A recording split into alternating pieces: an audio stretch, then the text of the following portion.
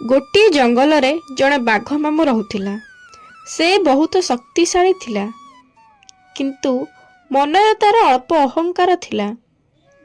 ଗୋଟିଏ ଦିନ ସେ ଭାବିଲା, ମୁଁ ତ ଜଙ୍ଗଲର ରାଜା, ସବୁଠାରୁ ଚତୁର ମଧ୍ୟ ମୁଁ ହିଁ। ସେହିଦିନ ସେ ଗୋଟିଏ ଚତୁର ଶିଆଳ ସହିତ ଭେଟ ହେଲା।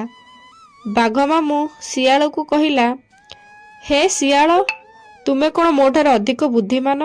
ଶିଆଳ ହସିକି କହିଲା, ବୁଦ୍ଧି ଶକ୍ତିଠାରୁ ବଡ଼ ବାଘ ମାମୁଁ। ବାଘ ମାମୁଁ ରୁଷିଗଲା। ଶିଆଳ ତାଙ୍କୁ ଗୋଟିଏ କୂଅ ପାଖକୁ ନେଇ କହିଲା, ସେଠି ଦେଖ, ଆଉ ଗୋଟିଏ ବାଘ ଅଛି। ବାଘ ମାମୁଁ କୂଅକୁ ଉଣ୍ଡିଲା।